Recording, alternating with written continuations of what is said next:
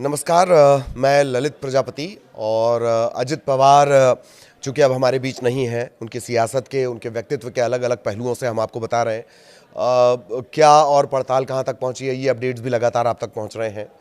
तो उनके सियासी दमखम की आज बात करेंगे। अजित पवार महाराष्ट्र की राजनीति में दादा कहे जाते हैं। नवंबर 2019 का वो दौर याद करिए जब दादा ने महाराष्ट्र की राजनीति में भूचाल ला दिया था, जब एक ही रात में महाराष्ट्र की सत्ता बदली, सुबह शपथ हुई और 80 घंटे बाद ये सरकार गिर भी गई। इसके बाद तो राजनीति के नए नए रंग सामने आने लगे। असल में ये शुरू होता है 2019 के विधानसभा चुनाव से। 2019 के विधानसभा चुनाव के बाद महाराष्ट्र में कोई भी पार्टी बहुमत नहीं जुटा पाई थी। बीजेपी सबसे बड़ी पार्टी जरूर बनी, लेकिन सरकार बनाने का आंकड़ा उसके पास नहीं था। शिवसेना, कांग्रेस और एनसीपी के बीच सरकार गठन की बातचीत चल रही थी। इसी राजनीतिक असमंजस के बीच राज्य में राष्ट्रपति शासन लागू कर दिया गया था। यहीं से कहानी अचानक मोड़ ले लेती है। एनसीपी के भीतर पहले से ही खींचतान चल रही थी। टिकट बंटवारे, नेतृत्व को लेकर नाराजगी और कुछ पुराने मामलों की जांच ने माहौल को और ज्यादा गर्म कर दिया था।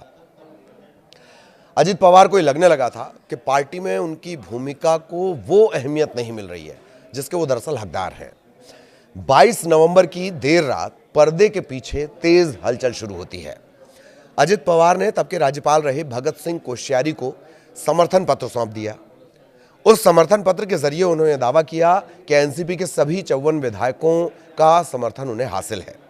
बातचीत गोपनीय थी और मकसद एकदम साफ था कि किसी भी तरह सरकार बना लेना है। 2019 में 23 नवंबर की सुबह महाराष्ट्र की राजनीति ने ऐसा माहौल देखा जो पहले कभी नहीं देखा गया। सुबह करीब 5:30 बजे देवेंद्र फडणवीस और अजीत पवार राजभवन पहुंचते हैं। राष्ट्रपति शासन हटाने की सिफारिश करते हैं और इतनी तेजी से काम होता है कि कुछ ही घंटों बाद सुबह करीब 8 बजे बेहद गोपनीय तरीके से शपथ ग्रहण समारोह होता है। देवेंद्र फडणवीस मुख्यमंत्री बनते हैं, अजीत पवार उप मुख्यमंत्री। लेकिन इस सरकार की कोई मजबूत नींव नहीं थी। शरद पवार ने तुरंत साफ कर दिया कि फैसला पार्टी का नहीं है बल्कि अजीत पवार का निजी कदम है। एनसीपी ने तत्काल उन्हें विधायक दल के नेता के पद से हटा दिया।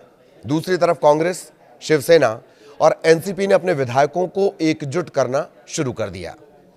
मामला गर्मा गया, सुप्रीम कोर्ट पहुंच गया। अदालत ने फ्लोर टेस्ट का आदेश दिया। बहुमत साबित करने से पहले ही सच्चाई सामने आ गई। देवेंद्र फडणवीस के पास संख्या बल नहीं था, न ही अजीत पवार इतने विधायक तोड़ पाए कि सरकार बच सके, या जो 54 का दावा उन्होंने किया था वो नहीं जुटा पाए। 26 नवंबर को अजीत पवार और देवेंद्र फडणवीस ने इस्तीफा दे दिया। सिर्फ 80 घंटे में सरकार इतिहास बन गई। इसके बाद उद्धव ठाकरे के नेतृत्व में महाविकास अघाड़ी सरकार बनी।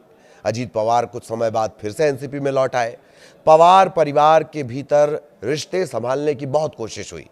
चाचा वर्सेस भतीजा या भाई और बहन यानी सुप्रिया और अजीत पवार, बहुत कोशिश हुई। बावजूद इसके अजित पवार अपने आप को हाशिए पर मान रहे थे। हालांकि इस ट्रेलर की पूरी कहानी उन्होंने 2023 में फिर दोहराई, जब वो एनसीपी को तोड़कर फडणवीस शिंदे गठबंधन में डिप्टी सीएम बने और अपनी ही शर्तों पर वित्त मंत्रालय भी हासिल किया और उप मुख्यमंत्री का पद भी मिला।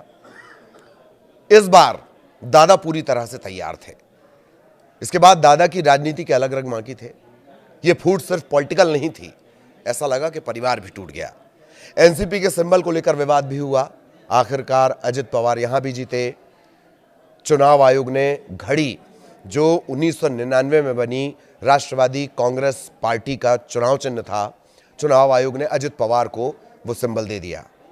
और एक तरह से पवार की जो एनसीपी थी, या कहें कि एनसीपी जो थी, मूल एनसीपी, वो पवार के साथ हो गई। तमाम जो दिग्गज थे उनको तोड़ने में वो कामयाब रहे, चाहे पटेल हों, चाहे भुजबल हों, या ऐसे ही जो तमाम दिग्गज थे जो कभी खास सिपहसालार थे शरद पवार के, वो भी एक एक कर अजित पवार के साथ हो गए।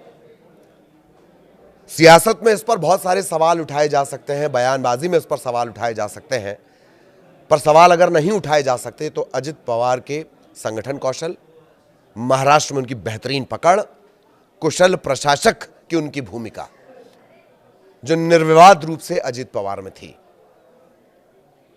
उनके व्यक्तित्व और इस हादसे के कुछ और पहलुओं को लेकर फिर आपसे मुलाकात होगी।